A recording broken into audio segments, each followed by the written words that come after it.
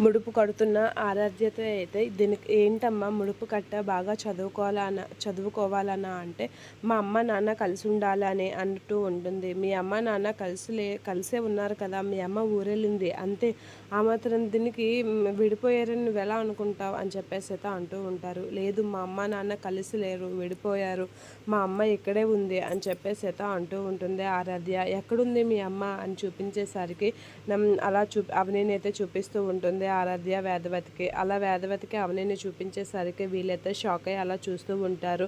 ఏటైంది ఇక్కడే ఉండి కూడా లేదు అని చెప్పారేంటి అని అయితే అనుకుంటూ ఉంటారు. మా అమ్మ నాన్న కలిసి లేరు, విడిపోయారు, వాళ్ళు కలవాలని నేను మొక్కుకుంటున్నాను అని చెప్పేసి అయితే ఆరాధ్య అంటూ ఉంటుంది. ఇక ప్రణతి అయితే ఆటోల నుంచి దిగి వచ్చిన ప్రణతిని చూసి అవని అయితే షాక్ అవుతూ ఉంటుంది. ఇక్కడికి ఎందుకు వచ్చావు ప్రణతి అని అయితే అడుగుతూ ఉంటుంది అవని. అలా వచ్చేసరికి లేదా వదిన, నన్ను మీ తమ్ముడు పెళ్లి చేసుకోలేదని, నా ప్రెగ్నెన్సీకి కారణం మీ తమ్ముడు కాదని అమ్మ వాళ్ళకి ఈ గుళ్ళో సాక్షిగా చెప్పేయాలనుకుంటున్నాను.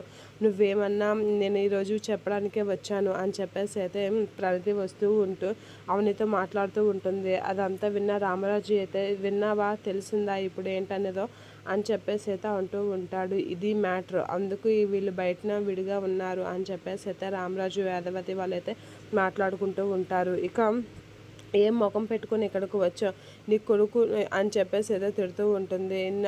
నీ తమ్ముడితో నా కూతురు జీవితం నాశనం చేపించి ఇక్కడికి మళ్ళీ ఎందుకు వచ్చావు అని చెప్పేసి పార్వతి తిట్టేసరికి అవని అయితే బాధపడుతూ ఉంటుంది. మీకు అసలు ఏం తెలుసు, ఇన్నేసి మాటలు అంటున్నారు, మీకు అసలు నిజం తెలుసా అని అయితే అంటూ ఉంటుంది వేదవతి. ఆ మాటలకి పార్వతి అయితే అలా చూస్తూ ఉండిపోతూ ఉంటుంది.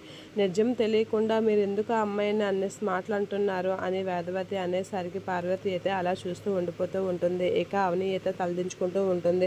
అక్షయ్ కూడా షాక్ అవుతూ ఉంటాడు. ఏంటి నిజం అనేది అనుకుంటూ ఉంటాడు.